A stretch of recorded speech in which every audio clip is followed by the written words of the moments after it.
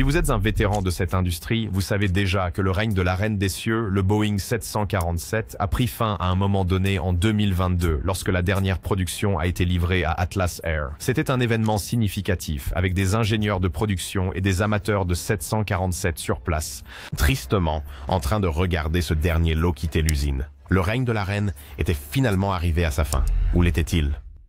Le Boeing 747 pourrait faire un retour en force. Si vous êtes nouveau dans l'industrie de l'aviation, disons que le Boeing 747 est une star du divertissement détrônée par de nouvelles stars qui essaient de revenir sur scène avec un éclat.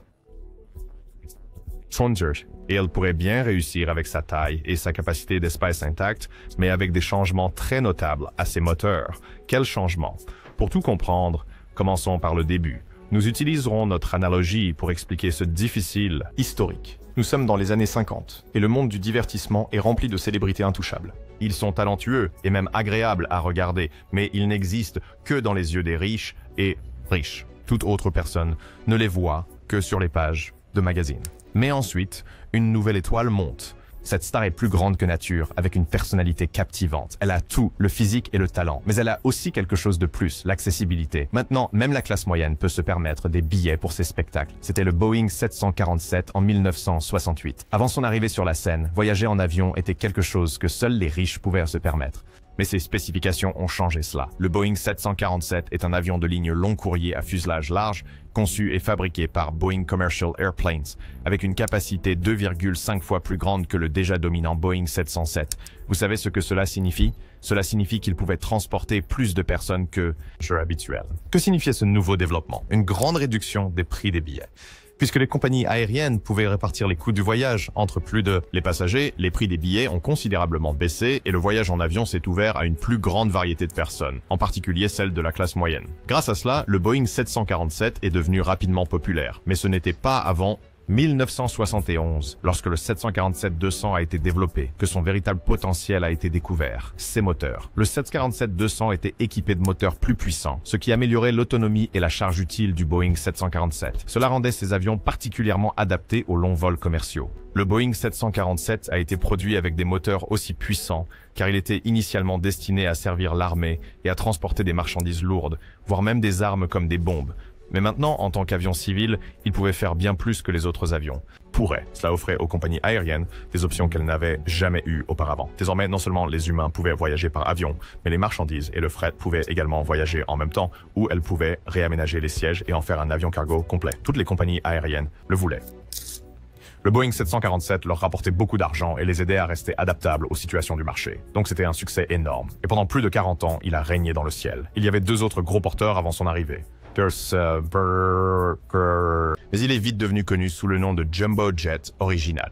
Le pilote d'essai David P. Davis l'a décrit comme un avion des plus impressionnants, avec un certain nombre de qualités exceptionnellement remarquables, et a même loué son système de contrôle de vol comme vraiment exceptionnel, grâce à sa redondance. Il a même été utilisé dans plus de 300 productions cinématographiques, comme les films catastrophes Airport 1975 et Airport 77, ainsi que Air Force One, Die Hard 2 et Alerte, pour montrer combien son influence était même. De plus, la super éruption de 1974, l'une des plus intenses éruptions de tornades de l'histoire enregistrée, a été appelée initialement le Jumbo Tornado Outbreak en raison de la date, elle, a eu lieu.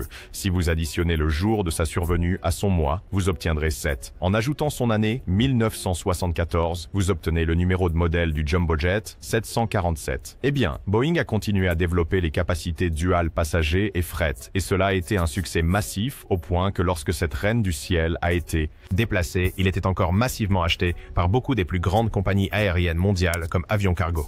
Mais qu'est-ce qui a détrôné notre reine régnante? Revenons à notre petite analogie. Si vous avez fait ne serait-ce qu'un léger stratagème en marketing, vous sauriez que la découverte par une entreprise d'un point de vente unique peut être utilisée par ses rivaux pour les détrôner s'ils deviennent trop à l'aise. Pour, par exemple, une star qui gagne en pertinence en vendant des billets à bas prix et en étant accessible aux autres peut être remplacée par plusieurs nouvelles stars avec un meilleur talent et des billets encore moins chers. C'est ce qui est arrivé au Boeing 747. Dans chaque industrie, le produit qui semble offrir plus de valeur pour un centime acquis acquiert généralement une renommée rapide. Ainsi, avec la découverte que des coûts bas attireraient plus de clients, les entreprises manufacturières ont commencé à ajuster prototypes qui réduiraient encore plus les coûts pour les compagnies aériennes et leurs passagers individuels. Tout d'un coup, les fabricants d'avions pouvaient désormais avoir accès à des moteurs puissants, ce qui réduisait la nécessité d'avoir 4 moteurs dans un avion. Il n'a donc pas fallu longtemps pour qu'Airbus propose leur avion à 2 moteurs. En 1974, juste 4 ans après que les premiers passagers payants aient embarqué dans le 747, l'Airbus A300 a été présenté au monde. L'Airbus A300 était le premier gros porteur avec seulement 2 moteurs. Avant cela, les avions volaient avec 4 moteurs, mais avec des avions à 2 moteurs, moins de carburant était consommé, ce qui signifiait à son tour des prix de billets encore plus bas. Mais ce n'était pas le seul avantage. Les avions à 2 moteurs étaient plus légers que d'habitude, ce qui soulageait leur hangar. Cela signifiait également moins de pollution sonore, un gros problème pour les personnes vivant près des aéroports. Et le meilleur avantage était les émissions. Avec moins de moteurs, les avions pouvaient désormais produire moins d'émissions, ce qui était une victoire immense pour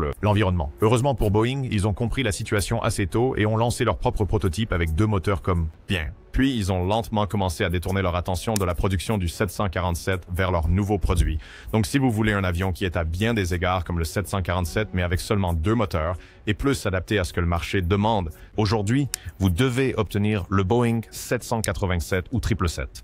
Ces nouveaux avions volaient presque à la même portée que le 747, mais comportaient tout de même de nombreux autres avantages. Grâce à leur petite taille, ils pouvaient également accéder à des aéroports que le 747 ne pouvait pas. Avec le nouvel ATOP, les règles, ces 2 moteurs pouvaient même voler avec un seul moteur à la fois, ce qui était un tour de magie que le 747 ne pouvait pas rêver de tenter. C'était comme choisir entre une étoile qui pouvait chanter, danser et peindre en même temps, et une autre qui ne pouvait que chanter. Un autre inconvénient, la capacité de transport supplémentaire du 747 n'a plus autant de sens aujourd'hui pour un avion de ligne passager, car les gens paient les compagnies aériennes pour les emmener directement de point à point au lieu de faire des transferts depuis de grands aéroports hub comme ils le faisaient auparavant. Personne n'aime les transferts, et les passagers sont plus enclins à payer les compagnies aériennes qui offrent l'option de vol direct. Alors, pour répondre à cette nouvelle demande, les compagnies aériennes achètent maintenant plus de Boeing 777 ou d'Airbus A350. Donc, en mars 2018, le 747 a été remplacé par le Boeing 777 en tant que modèle le plus vendu parmi tous. Avions. Et parce que les moteurs jumeaux se sont nettement améliorés en termes de puissance et de sécurité depuis sa production, ils ont maintenant pris le relais. Boeing a dû cesser la production du 747 et l'ancien favori de tout le monde semblait condamné à la retraite. Eh bien, cela nous amène à notre question initiale. Est-ce la fin ou le Boeing 747 renaîtra-t-il? Est-ce même probable? Eh bien, nous ne poserions pas la question si ce n'était pas le cas. Même si le Boeing 747-400 était en voie de retrait complet, quelque chose s'est produit en 2020 qui a arrêté sa descente spirale. En 2005, Boeing a dû entrevoir l'avenir du fret lorsqu'ils ont remarqué combien les compagnies aériennes appréciaient les capacités du 747. Alors, ils ont décidé de tirer profit du nouveau développement et a immédiatement annoncé une nouvelle variante cargo, le 747-8F, qui bénéficiait d'une augmentation de 16% de la capacité de charge utile, lui permettant de transporter un conteneur aérien standard supplémentaire. Cette nouvelle variante semblait insignifiante jusqu'à ce que 2020. C'est de toute chose la COVID-19 qui a sauvé notre mourant, Bren.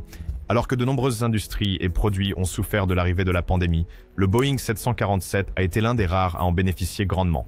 La reine des cieux s'est relevée lorsque le monde s'est arrêté et lorsque de nouveaux avions ont été cloués au sol pendant des mois, car elle pouvait faire quelque chose que les autres n'étaient pas conçus pour faire, transporter du fret.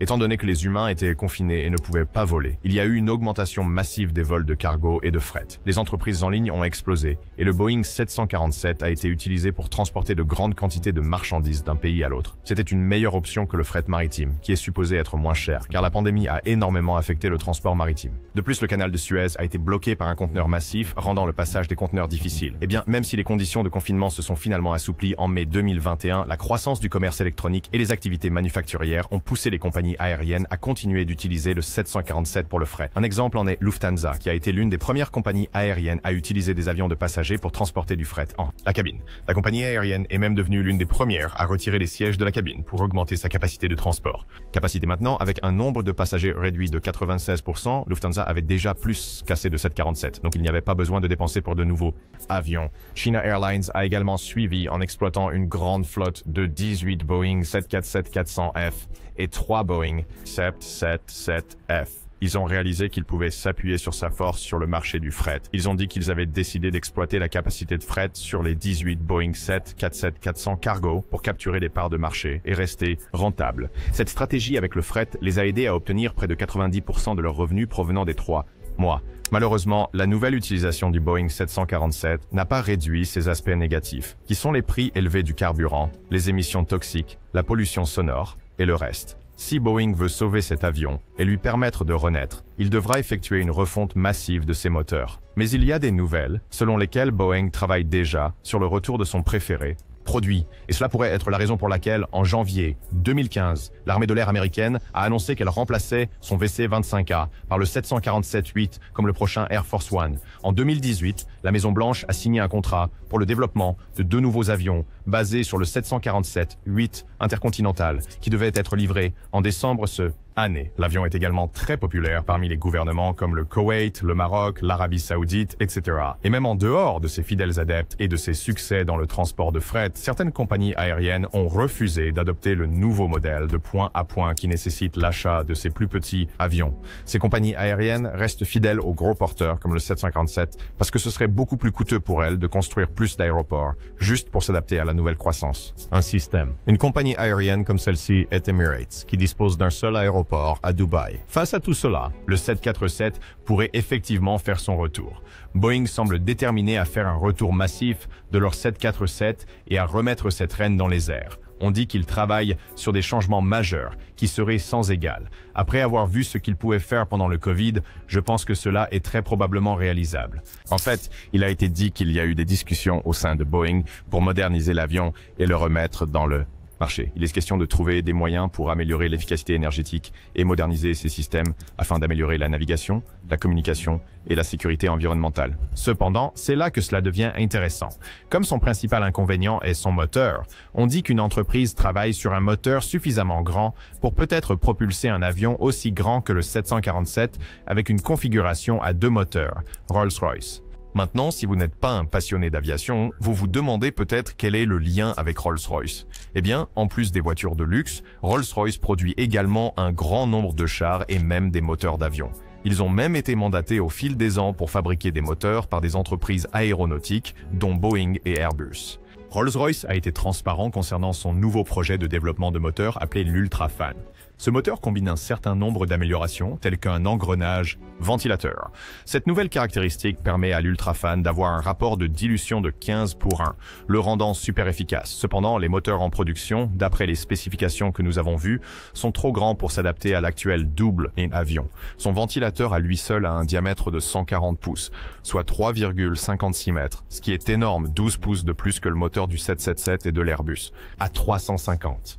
Mais n'est-il pas suspect qu'il construise un moteur aussi énorme qui ne conviendrait à aucun des jets actuels dominants? Nous espérons que ce qui est en préparation se révélera bien meilleur que le 737 MAX, qui a été dit être une déception. Le 737 MAX est en réalité un 737 à 2 niveaux, qui est un 737 avec des ajouts mineurs. L'un de ces ajouts mineurs est 2 moteurs de plus montés directement sur le stabilisateur horizontal, ce qui le fait voler comme une fusée. Cela, malheureusement, aurait dû rester à l'usine et n'a servi qu'à ternir le nom que Boeing s'est forgé en tant que compétiteur solide dans l'aviation. Cependant, il y a encore de l'espoir et prière, surtout de la part des fans loyaux de la Reine des Cieux, pour que Boeing fasse bien les choses et développe une variante qui corrigerait tous ses défauts et la ramènerait à sa première place